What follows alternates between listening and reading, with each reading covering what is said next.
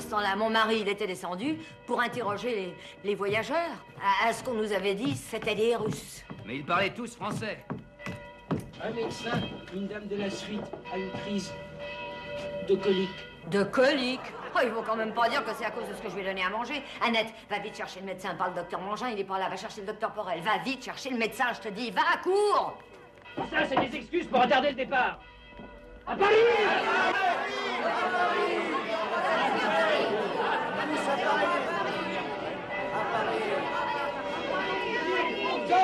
Les enfants d'or! Oh, c'est cloche! 2 envoyés avec les ordres de l'Assemblée nationale et du général Lafayette. Ils viennent de Paris. Voilà l'homme qui a arrêté le roi, le maire, Monsieur Sauce. Non, le maire adjoint. Le maire est absent. Non, moi, je n'ai arrêté personne. L'émotion du moment, les ténèbres de la nuit, la sécurité même des voyageurs déconseillaient de poursuivre le voyage, alors je les ai invités à venir se reposer chez moi, c'est tout. Quand nous sommes retournés à la berline, j'ai crié à Sauce. Si vous les laissez passer, vous vous rendrez coupable de haute trahison. C'est vrai, c'est ce qu'il m'a crié. C'est Monsieur Drouet, maître de poste de la ville de Sainte-Menou. Oui, et quand Sauce a voulu examiner les passeports, un homme habillé en domestique s'est penché en dehors de la diligence et a ordonné au postillon de continuer.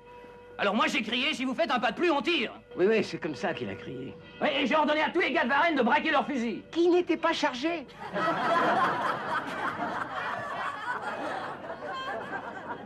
Et je ne le savais pas.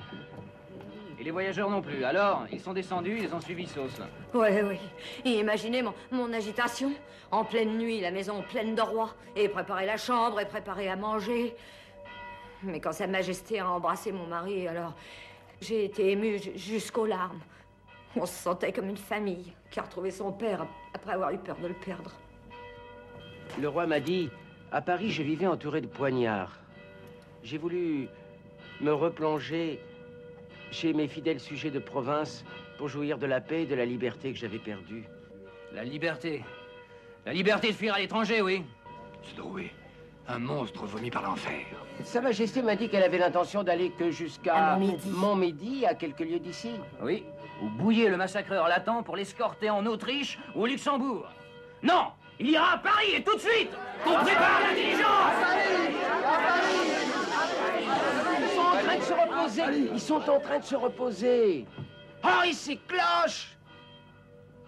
Vous voyez quelle confusion. Enfin, heureusement que vous êtes arrivés, vous. Venez, montez voir Sa Majesté. Laissez passer les représentants de la nation. Ils arrivent de la capitale.